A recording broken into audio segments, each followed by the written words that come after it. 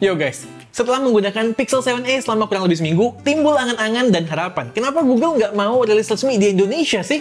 Toh akhir-akhir ini banyak brand-brand yang tadinya nggak resmi lalu jadi resmi, kayak Red Magic, iQOO, maupun OnePlus. Gue Satish, and this is K2G. Yuk kita lihat kenapa Pixel 7a, walau subjectively menurut gue adalah smartphone mid-range yang bagus, akan kesulitan kalau dijual resmi di Indonesia. Sekedar disclaimer, ini bukan tipe video di mana gue bakal nyebutin satu persatu spek sheet kopasan dari GSM Arena. Bisa dibaca aja untuk speknya di deskripsi.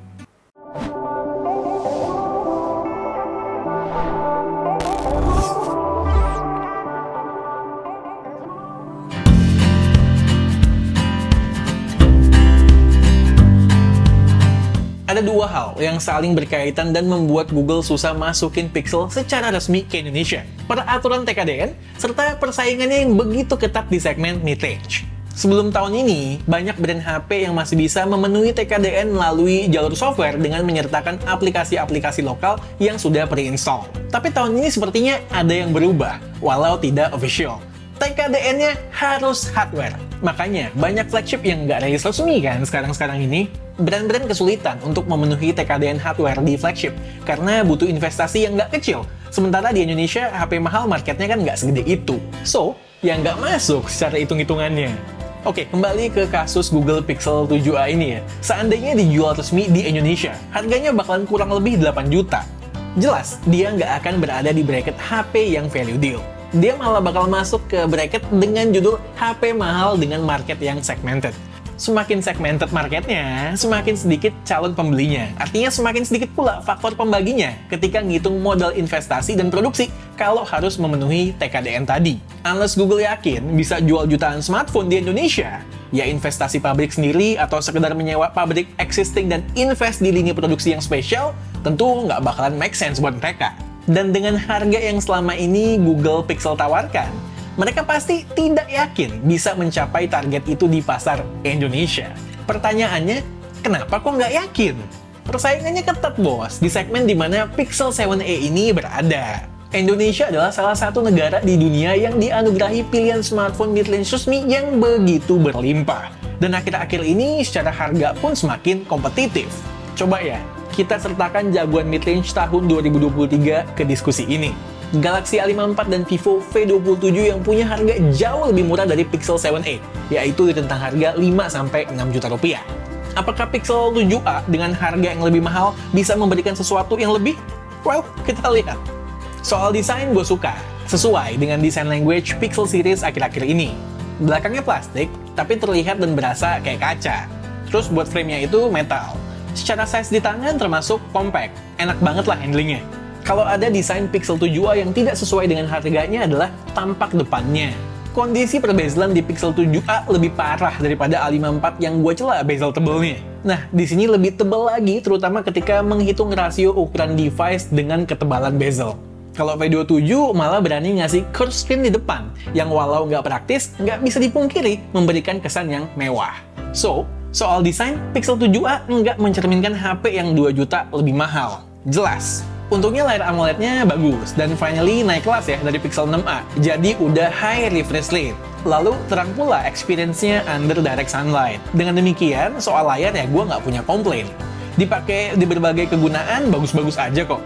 Kalau ada yang inferior dibanding pesaingnya, mungkin refresh rate 90Hz versus 120Hz. Cuma kenyataannya nggak terlalu berasa di mata gue perbedaannya. Yang kurang nendang buat gue adalah Tensor G2-nya. Ini sebetulnya memang lebih cocok disematkan di lini mid-range dibanding flagship-nya. Secara raw performance, sesuai banget dengan segmen ini. On par dengan Vivo V27. Kalau ditaruh di flagship tuh udah ketinggalan banget. Tapi buat kalian yang udah ngikutin soal Tensor G2 ini, kalian udah tau lah problemnya di mana. HP-nya tuh cepat anget, bahkan di daily usage sekalipun. Dipakai gaming berat sih, I'm sure. Cepat panas, cepat throttling performanya. Ditambah lagi di 7a ini belakangnya plastik kan, so penyebaran panas keluar pasti less efficient dari flagshipnya yang pakai kaca. Walau sama-sama Exynos, A54 pakai Exynos midrange yang better dibanding Pixel 7a, terutama soal panas dan efisiensi. By the way, kalian udah tahu kan ya kalau Tensor G2 itu basisnya Exynos. Terus kalau V27 dia pakai Dimensity 7200 yang juga lebih adem maupun lebih hemat. Soal SoC ya nyambung juga sama urusan baterai. Tanpa gaming aja gue cuma dapet 6 jam SOT. Hal itu diperparah oleh chargingnya yang slow banget, 18 watt. Ditambah lagi, kalau kalian ngecasnya di daerah tropis kayak Indonesia begini, di ruangan yang non-AC, cepet banget itu panasnya kalau lagi ngecas. Sampai-sampai charging speednya yang udah pelan dibikin tambah pelan lagi. Gue kemarin pernah ngecas lebih dari 2 jam loh. Bandingin coba sama V27 yang bisa ngecas full sekitar 50 menit. Bahkan A54 yang gue anggap pelan itu masih bisa ngisi full under 1,5 jam. Yang unggul dari Tensor G2 adalah justru soal kemampuan SoC ini untuk mendukung fitur-fitur berbasis AI yang diberikan di Pixel 7a. Ada beberapa yang bisa dijalanin di Indonesia, banyak juga yang nggak jalan karena nggak dijual resmi di sini. Experience lengkapnya kalian bisa cek review Pixel 7 series sebelumnya yang udah pernah kami buat. Kalau kecanggihan AI yang pasti kepake buat user di Indonesia sih ya jelas urusannya berhubungan sama kamera. Kamera dari Pixel 7a ini superior dibandingkan hampir semua handphone mid-range yang udah pernah K7 coba. Mulai dari videonya yang bagus di berbagai lensa, di berbagai resolusi, dan juga di berbagai kondisi. Sampai-sampai hasil fotonya tuh juga sulit buat gagal. Maksudnya kita tuh kalau mau ambil foto nggak perlu mikir lah kondisi lighting seperti apa, kemudian objeknya itu bergerak atau tidak bergerak, dan lain sebagainya. Karena memang hasil-hasil jepretannya itu jarang banget yang gagal total. Kayak blur lah, nggak fokus, gelap, dan lain sebagainya. Ya, Pixel ini emang bener-bener truly point and shoot king. Mantap. Nih, kalau dibandingkan dengan Vivo V27 dan juga Galaxy A54. Overall, Pixel 7a berasa lebih natural secara warna dan lebih nggak ketara jejak processingnya dibanding V27. Sedangkan versus A54, Pixel 7a lebih detail in general dan juga lebih versatile di berbagai kondisi cahaya.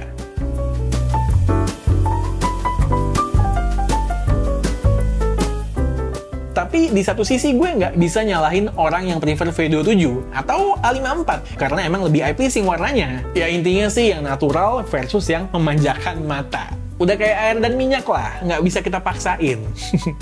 By the way, di kondisi malam pun gue masih milih hasil Pixel 7a daripada iPhone 14 Pro Max yang harganya lebih dari 2 kali lipatnya.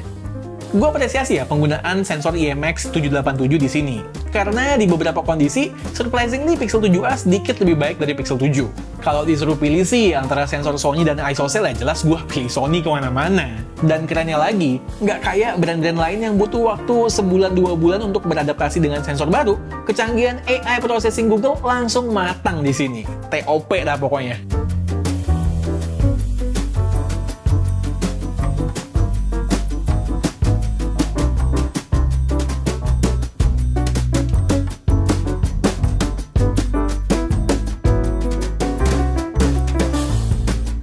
Ada suara-suara sumbang nih pasti.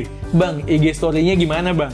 Ah kalian nanya soal IG kok di YouTube sih? Makanya follow IG-nya K2G. Di sana bakalan gue tes sama Al. Terakhir soal software. Pure Android 13 yang ramping, clean, dan so far stabil. Pure Android jelas bukan selera semua orang. Masih banyak konsumen yang merindukan MIUI yang lebih rame atau One UI yang feature rich ketika dikasih UI sesimpel ini. Soal update sih panjang ya, sampai Android 16. Surprisingly, soal komitmen update kalah nih sama A54 yang bakalan dapet sampai dengan Android 17.